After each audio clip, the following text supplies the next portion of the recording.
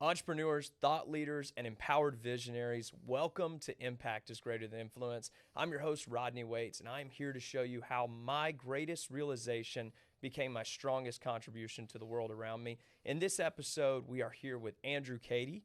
He is a branch leader for Umortgage. He is a father, and he's an entrepreneur at heart. Andrew, thanks for joining me, man. No, I appreciate it. Thanks for having me. This is very exciting because did you notice how that order kind of goes? Branch leader, father, entrepreneur at heart. Which one of those comes first? Oh, for me, it has to be father. That's right. I mean, at the end of the day, yeah, I'm a branch leader. I do what I do in business, but I do what I do in business to really change the whole system of what I have as a family legacy. Like, I want to create something that wasn't done before. I don't want my kids to pay for my retirement home. I don't want those type of things to happen. So what I do in business is all a byproduct of what I want to change in the future for my family. I thank you for clarifying that because I didn't say that to just be some monotonous answer that I was looking for or some kind of like rhetorical question I was asking. I'm saying that because we have to first remember that we are fathers, we are mothers. 100%. And the way that we can have that ability to grow our business has to also happen behind closed doors with our family. Oh, absolutely. You know, for me, I think, being a father is the greatest gift on earth. There's nothing like it. If you don't believe in God, have a child. Wow. That'll change your opinion fast. When you see a new baby come into this world and form, and it just changes everything, especially, I think, having daughters. Right. And I have a son. He's 21, amazing, amazing kid.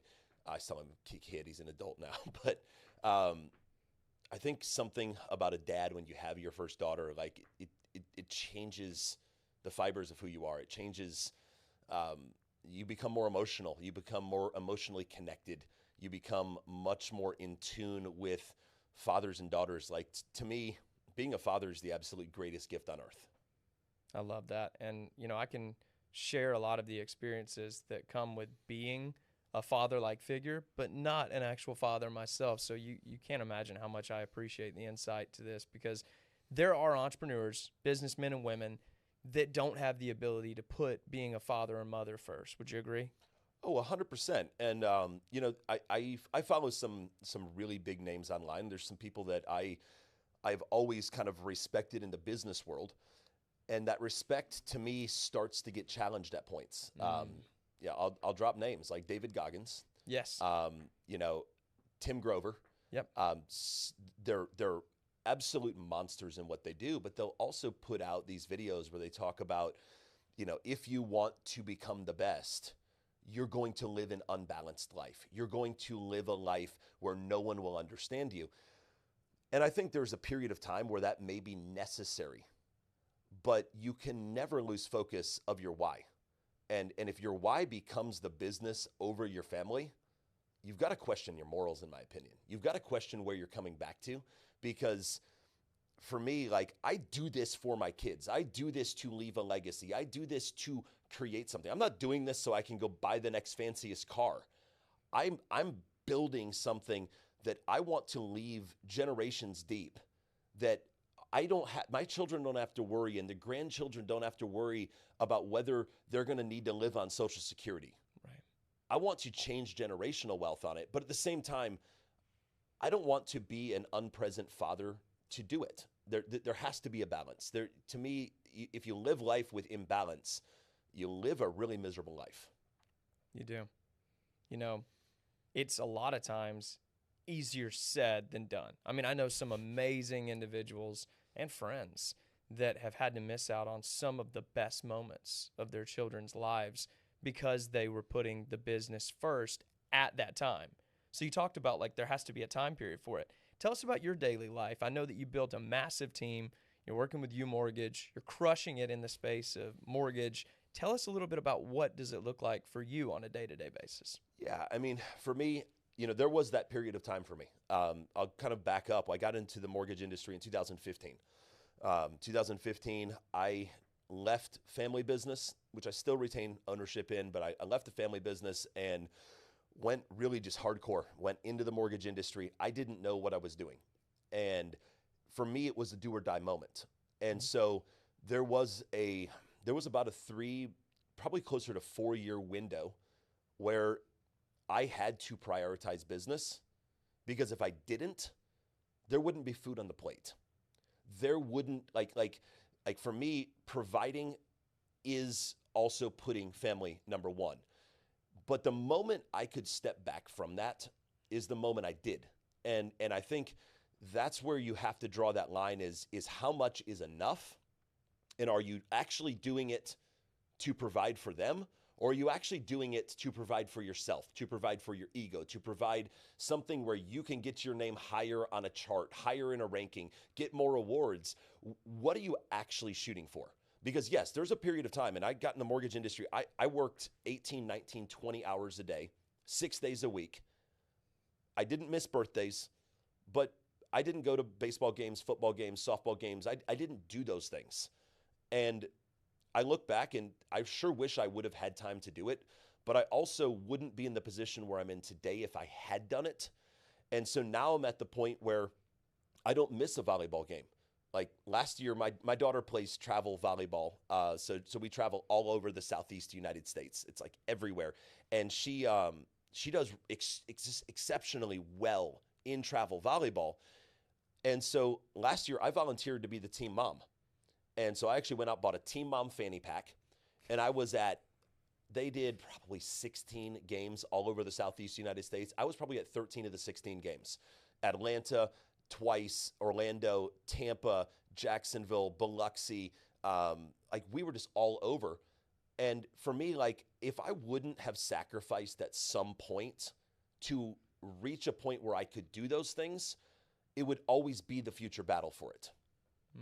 That's very important. Did you have the fanny pack branded with the Epic brand?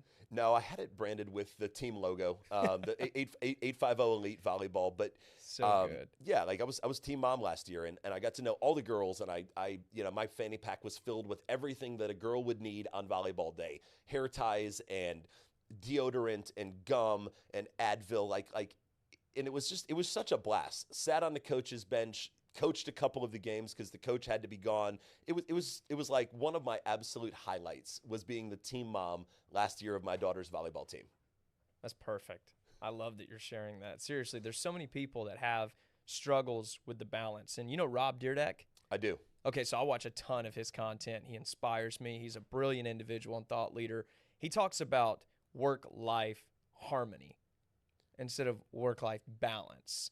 And I think that has a lot to do with that timeline that you just expressed, that there is a time for going out there and crushing it and hustling and getting to that point where you can say, I have people in place, I have processes in place, now I can go out and be the team mom. Now I can go out and start another venture. Now I can go out and enjoy things that obviously I once wanted to go to, but now I have time for. Yeah, and I think it goes back to an entrepreneurship base.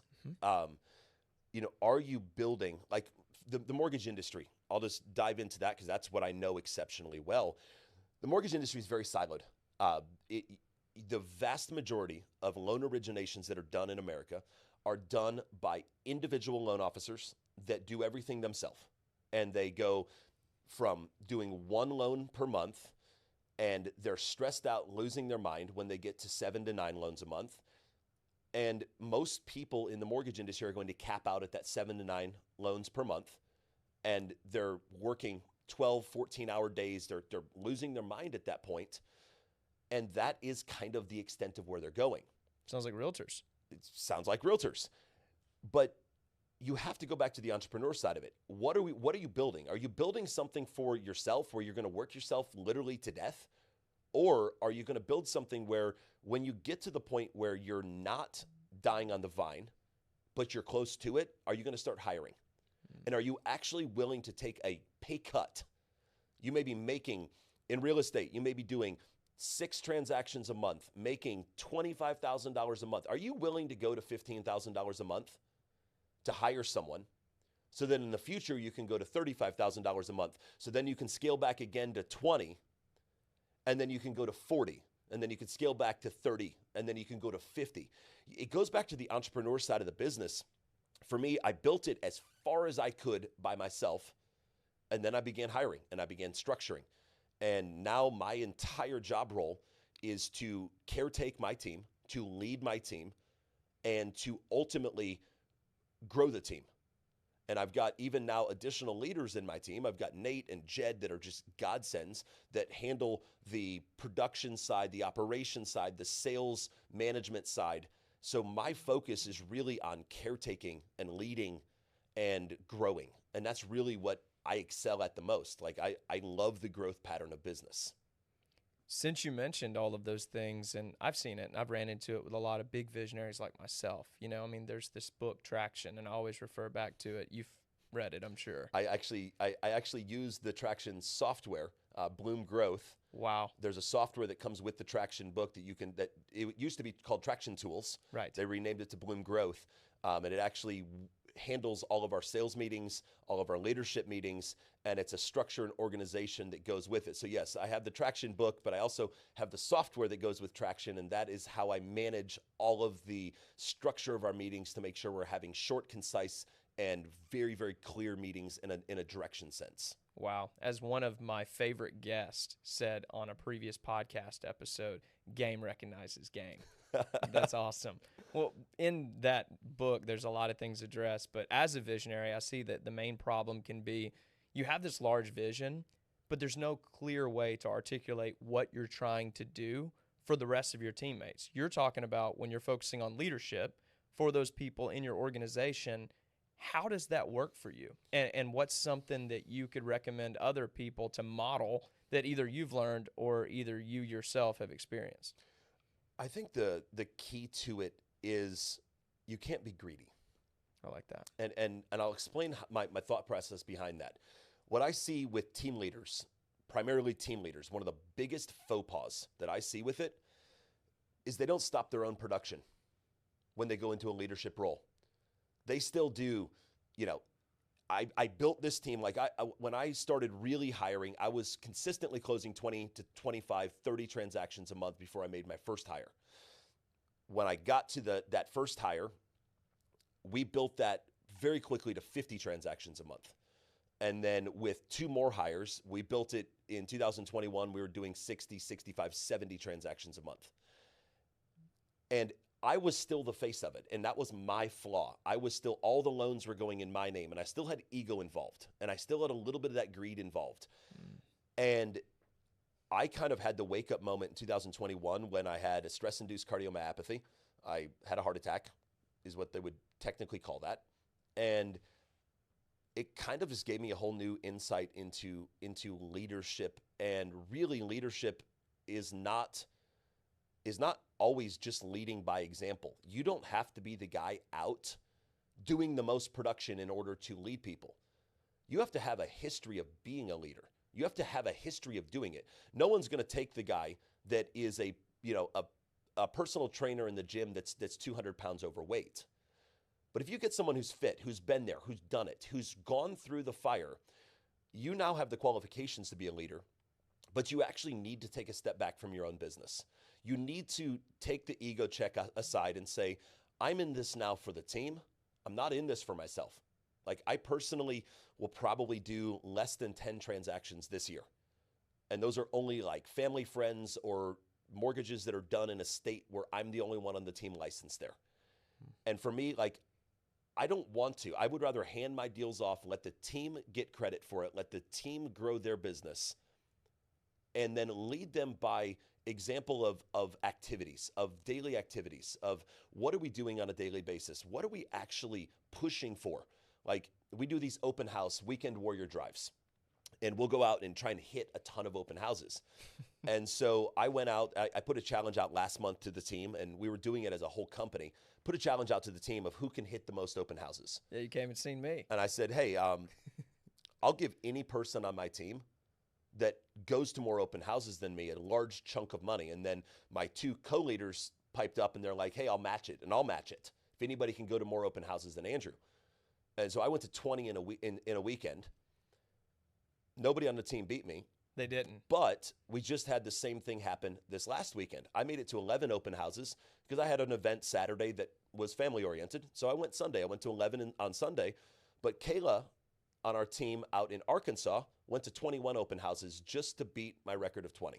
Look at that, though, in Arkansas. In Arkansas. So you didn't have to be in person to inspire her. No, but the whole thing she had a goal now.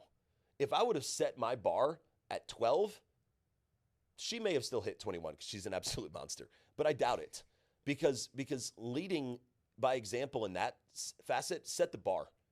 And so my goal on a daily basis is set the bar for the team. Set the bar on positivity more than anything. Right now, the mortgage industry is in deep throes of negativity.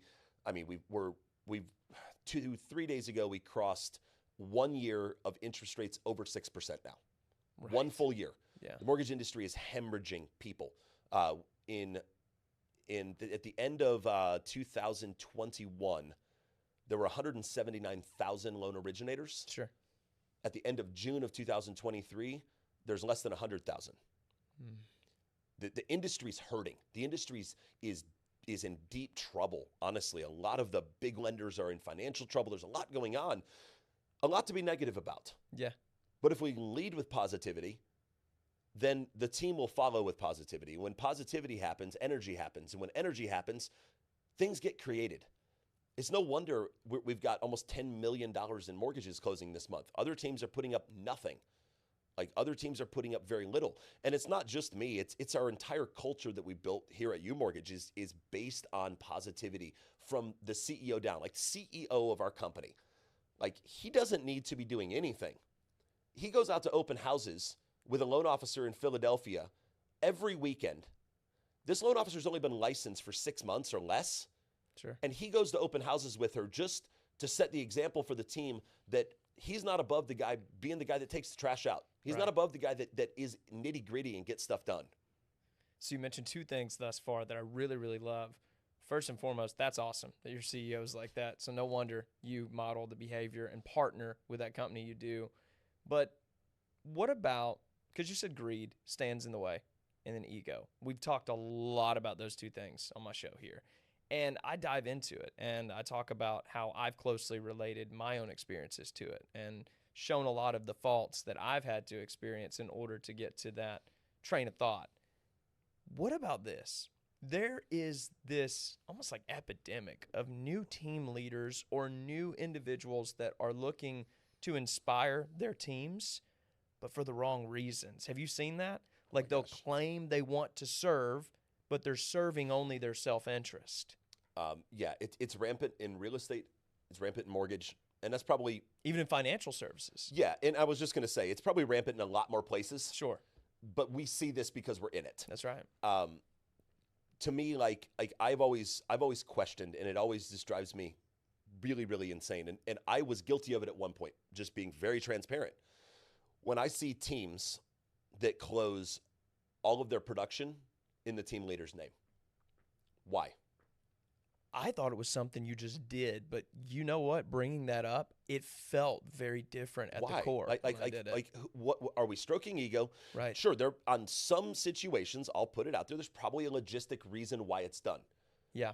I don't get it. From the mortgage industry, it makes no sense to me because there's huge compliance. Like you're opening yourself up. I've got 20 loan officers on my team right now. If I was having all of that business closed in my name, if Johnny, I don't have a Johnny on my team, so I'm using Johnny. If Johnny commits fraud on a mortgage, it's my NMLS number tied to it. It's my license tied to it. Right.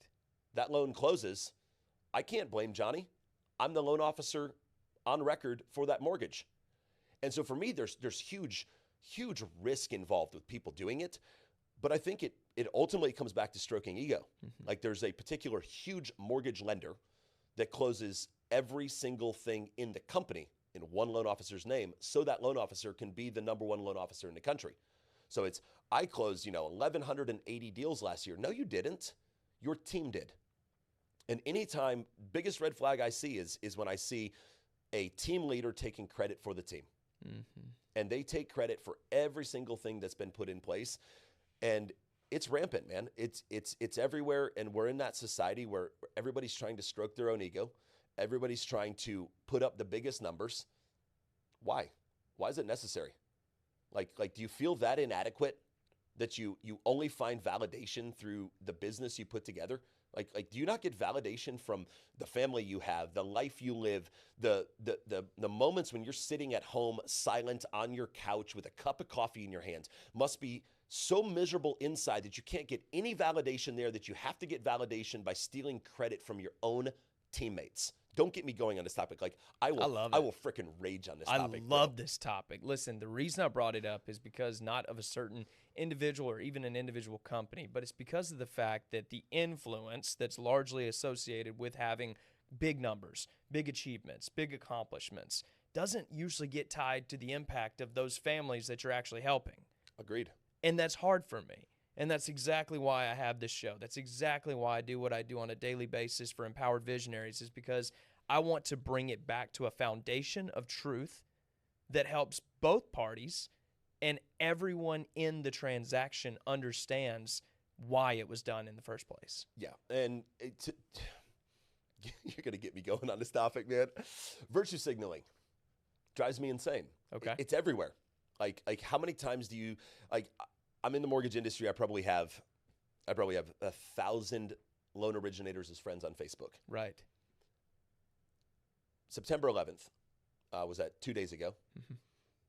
I saw the exact same post, copied and pasted, across probably 150 different loan originators about September 11th.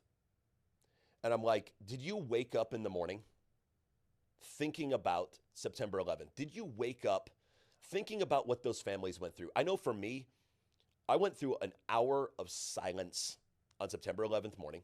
I woke up, I brewed a cup of coffee, I sat with my dog on my lap, and I just sat for an hour. And I thought, I went deep on it. Like, what do the families feel today that lost loved ones?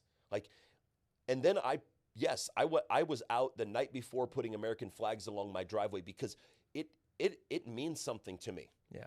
But if you woke up and you were just carrying on about your day and you saw somebody post something on Facebook about it and you like copy paste, post it real quick so I can virtue signal that I actually care about this. Throw your brand on it. You're a horrible human. You're a horrible human if that is the extent you do it. Right. And the other thing that really bothers me, and I'm going to call it out, look right at the freaking camera and call it out. If you're in the mortgage industry, quit putting your logo on Veterans Day, Memorial Day posts. This is not an opportunity to advertise your company, your business. If you truly care about Veterans Day, Memorial Day, those things, don't brand your company with it. It's an absolute, not going to curse, horrible thing to do. Well said.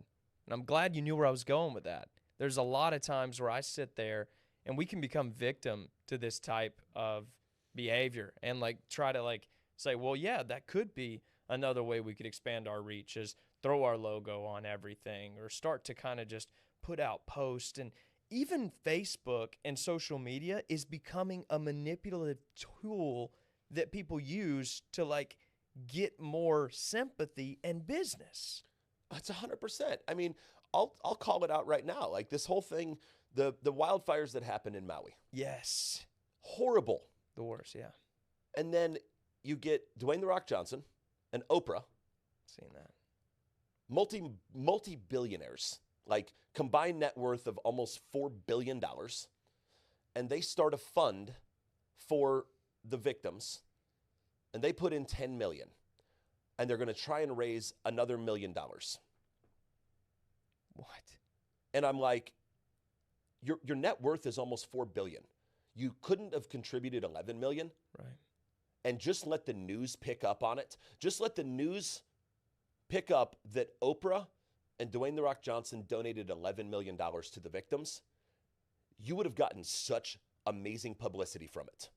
That's true. But no, they got horrible publicity from it. If you go watch their original posts they put on Facebook and Instagram, the comments are brutal. Like people are not buying it anymore. People are sick of it. People are over it. And so people call them out on it. So I saw this thing this morning on the news that Oprah says America is in a dark, dark place. She did not expect the blowback from this. No, the blowback came because it was virtue signaling. Mm-hmm.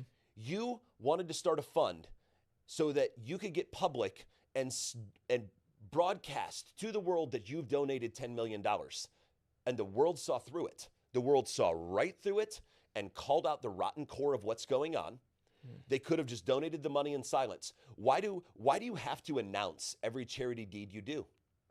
Is it really charity if we announce it for clout? Right. Is it really charity? Like for me, I donate a lot all the time. Yeah. I don't post about it on Facebook. The only time I will do things like that is if I truly feel like it has the ability to drive others to do it. And to me, like I'll give this story during the pandemic. Mm-hmm. I started a campaign on Facebook. I was the first one who used the hashtag 100% tip. And during COVID, we were very, very blessed in the mortgage industry. Like we expected the worst. And the mortgage industry, if you were in the mortgage industry, you made more money than you should have. That it was absolutely insane. And so for me, I could have found charities and this and that.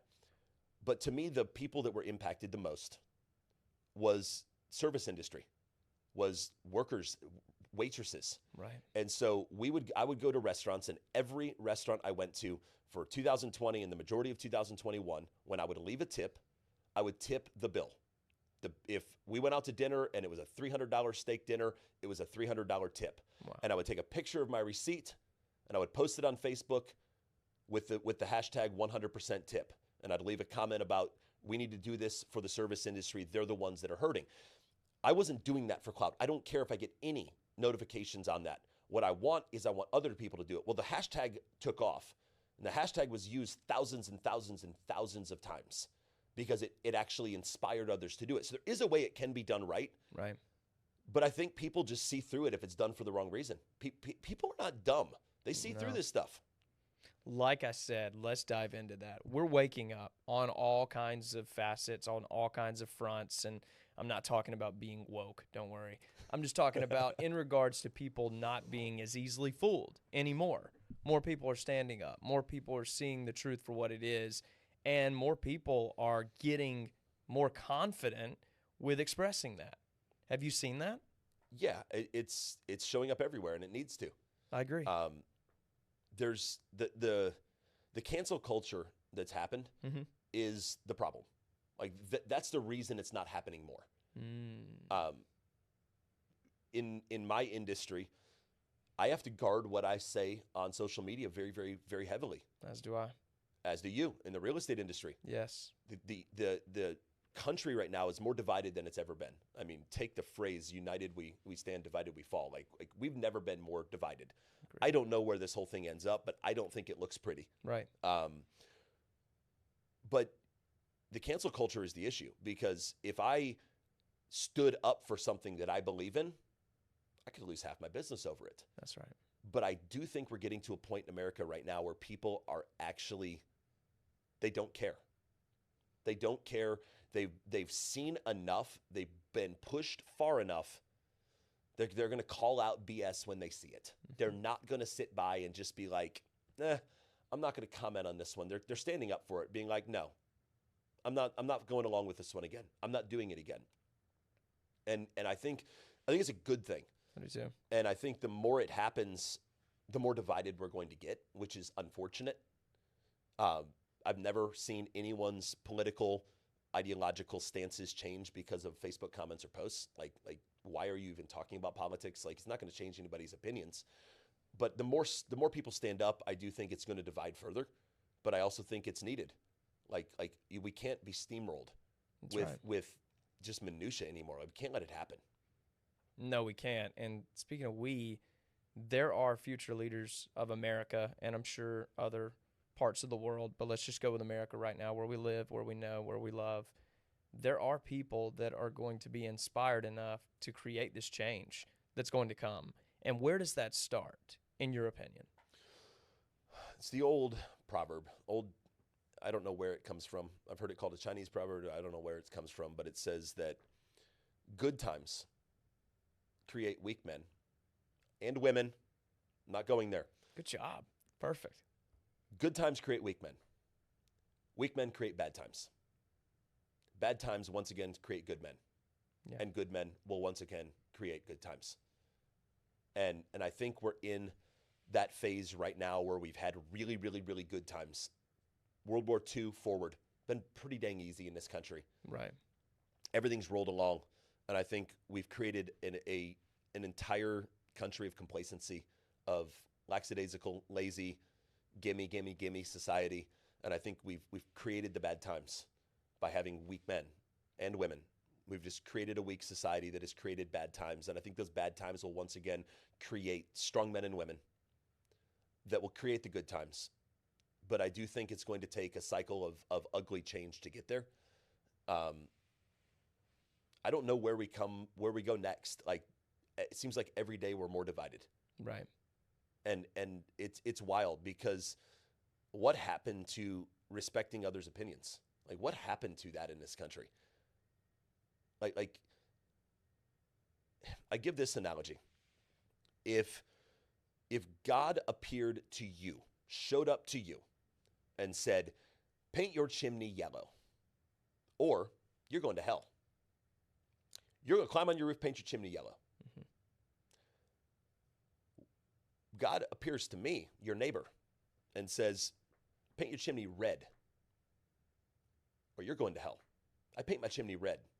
Right now, where we're at in this country, you looking at your neighbor with a red chimney, that guy's going to hell. God said paint the chimney yellow. Me, I'm looking at you saying, that guy's going to hell. God told me to paint my chimney red. How do we know that there's not a different narrative out there that also can be correct? Like, the opinions of someone on the opposite political party or the opposite of a religious spectrum of you, their opinions are absolutely as valid as yours. Are they accurate? That's for them to know. But we should respect each other's opinions. We should just sit back and be like, hey, I'm going to do my life. They're going to do their life. We should have conversations. We can disagree. But that seems to have disappeared in this country. If we have an opposing opinion, we hate each other.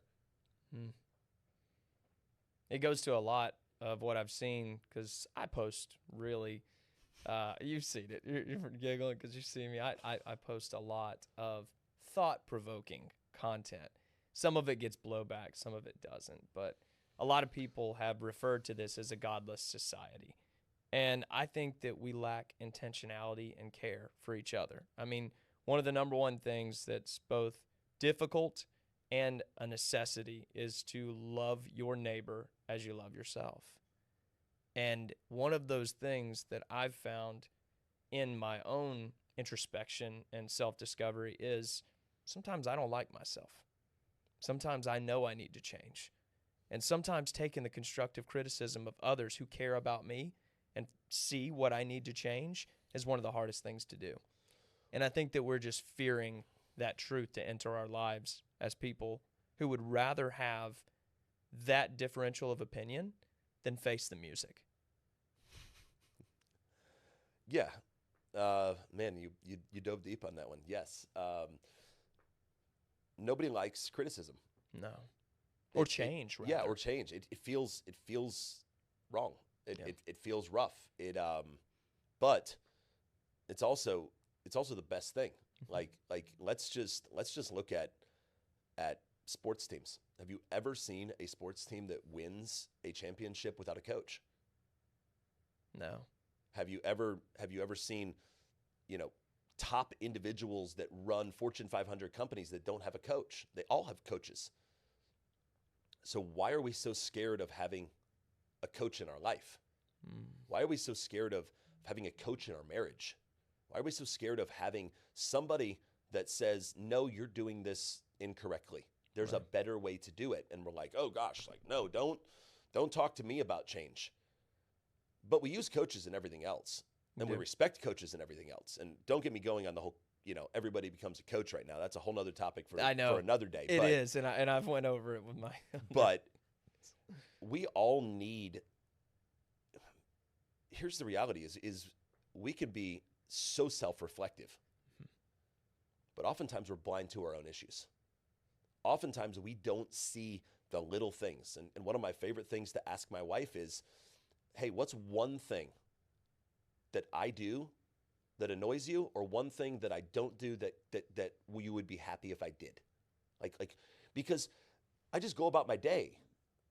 And it's the simplest little things. And it's like, when you get out of the shower, I would really appreciate if you just dry the shower out before you get out, because I always have to go in and do it. Perfect. I do it every single time now. Wow. But I didn't even think about it. Wasn't even a thought in my head. And if we're not seeking outside perspective, all we're doing is self-reflecting on the image we have of ourselves, which is always pretty dang good. Yeah. It's a really great way to put that. I think that each time we talk about deep topics, I call them subsurface level topics, I love it. It invigorates me. And it's because, and I'll say this to you and anyone else who watches this or listens to this, it's because I've had to face the darkest versions of myself in more instances than one.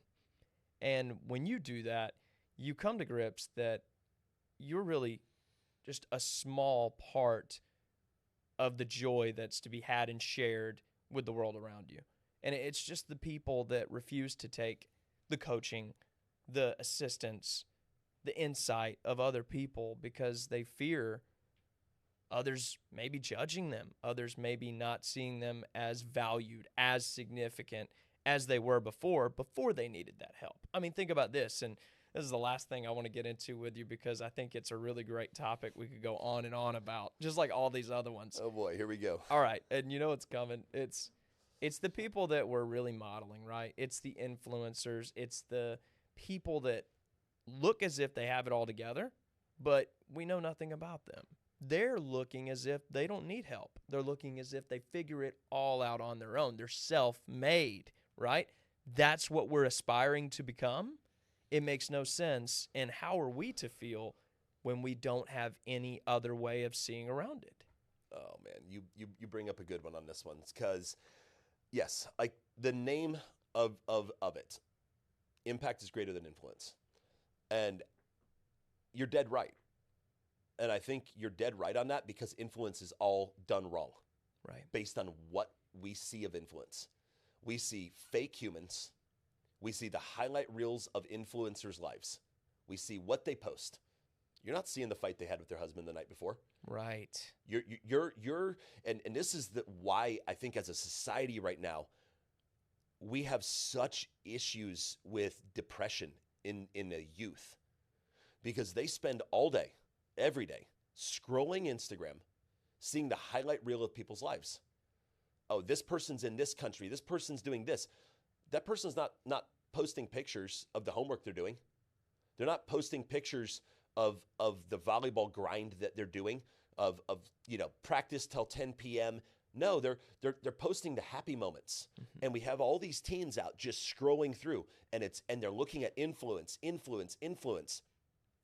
it's all wrong. Right. It is not influence. What needs to happen is the narrative needs to shift on it, where people start getting real. Like if I took over Instagram, the first thing I would do is delete all filters. We don't need filters. Wow, that's powerful. Get rid of filters on life. Get rid of them. Get rid of it. What are we teaching people? Like is it any wonder there's that TikTok girl, Jax, Jax, and she writes songs, and she does like just these ad-lib hilarious songs all over TikTok. Well, she went stupid viral because she wrote a song about Victoria's Secret. And the song was so damning that it went to #1 on the charts. It was published. Flash mobs started showing up outside of Victoria's Secret headquarters over it. Victoria's Secret finally reached out to her and offered her a board seat on the future development of how they can change the image of Victoria's Secret. And the whole premise of the song is, I know Victoria's Secret. I know it. Wow. It was created by a man up in a tower, changing or controlling what women should look like to little girls on Instagram. And she writes the song, and it just shelled it out. And that is what we need more of. People that don't put filters, that expose the influencers for what it is. Yeah. Expose the BS. I love what Ashton Kutcher and Mila Kunis are going through right now. I love it. Yeah. Virtue signaling finally called out. They're calling it out. And the internet is ripping it apart right now because they wrote character letters for someone that just got sentenced to 30 years in prison for rape. Like they both wrote character letters for this guy.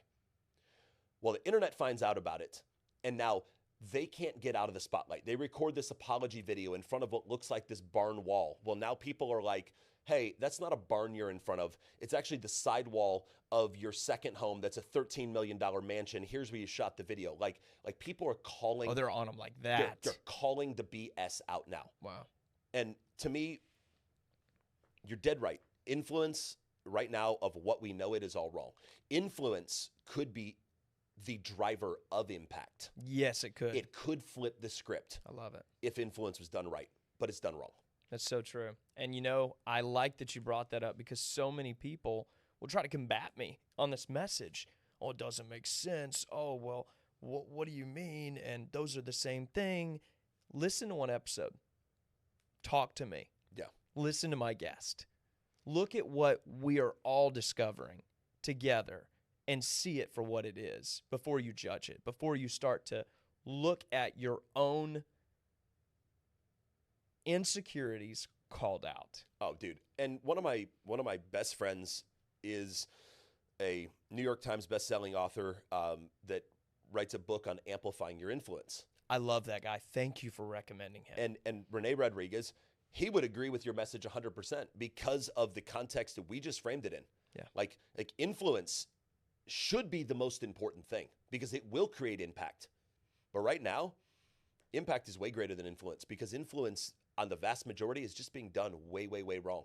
And it's being done through fake. It's being done through drummed up idiots that try to virtue signal all day long and put themselves out there as something that they're not. And it's damaging to the youth of America, and it needs to end. And what would it look like if you had a community of individuals who saw what we see right now and were willing to do something about it? I think the community of individuals is there. I think people see it. I think people are too scared of cancel culture to do anything about it. It's about cultivating those right people that are willing to go through the hardship. Yeah, and I think the more wild it gets, the more people will stand up to it. Kind of like the Oliver Anthony thing. Yes. That was the anthem. Yeah, it's the freaking anthem going forward. It was amazing. God, that guy. I saw him this morning, and we can end with this, but it's so funny. He went live on Instagram this morning. Yeah. He's doing a show. I forget the name of the show he's doing, and he goes live and he's like, I want message right now, nobody buy tickets. He said, no one buy tickets. He said, I'm going to change the venue if they don't drop the prices. You don't need to pay $90 for a ticket and $200 for a VIP experience. I'm telling you guys right now, don't buy the tickets because I'm going to change the venue if they don't drop the prices. This is ridiculous. Y'all don't need to pay that. That's a guy that's creating impact. Yes, it is.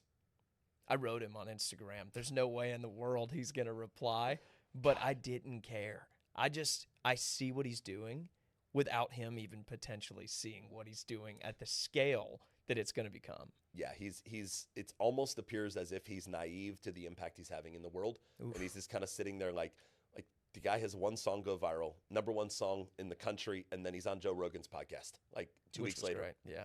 And I'm like, this guy is what America's seeking right now. He's not the best looking guy, probably not the most well-spoken guy, but he's passionate. That's it. He's passionate about creating change, and he's doing it. I think we all need some more intentionality and passion. Always. Love it. Man, before we go, I value your business. I value your opinions. I value everything that you're creating, and I think that you're a man of impact, or you would not be here, and I wouldn't be here. This is such a beautiful place. Again, thank you for agreeing to do this with me. Tell anyone and everyone that's watching this what your goals are going forward and how they can support you. Yeah, 100%. So I run a mortgage team called the Epic Mortgage Team. We're based in Florida, have a few outliers that are outside the state. But, my long-term goal is to build a $1 billion team. And I want my team to be able to do $1 billion annually in production with me doing none of that. So I'm actively hiring loan originators all over the state of Florida. I'm actively hiring in central Georgia or southern Georgia as well. And we're looking to build something really unique, really special, something that is out of the norm of the mortgage industry. It seems like the mortgage industry, branch managers try to just get rich on their loan officers. I like to think of it opposite. I don't like to think of myself as a manager. I like to think of myself as a leader. I don't want my title to be branch manager. I want to be a branch leader. And I'm not looking to get rich on anybody. I want to create a culture that is inducive of people helping people grow to a mass scale. So want to go, I'm at 20 loan originators on the team right now. Want to get that up to 60 loan originators. And if you're a real estate agent, we'd love to partner with you. We'd love to work with you to help create the experience for your client, not a experience, the experience. Because to me, everybody says I can close fast. Everybody says I've got the best rates. I answer my phone and I communicate. Okay, that's great.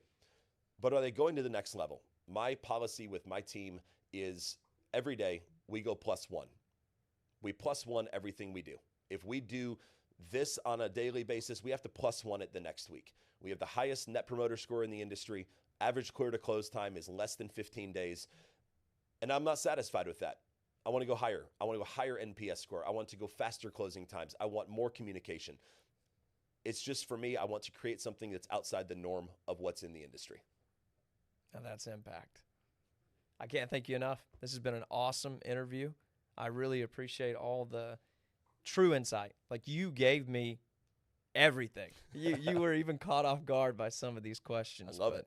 I can't thank you enough, man. I appreciate it. Absolutely. Guys, if you enjoyed this interview with Andrew Cady, be sure to reach out to him, support him, show him that you can be someone to empower him to reach all of those goals.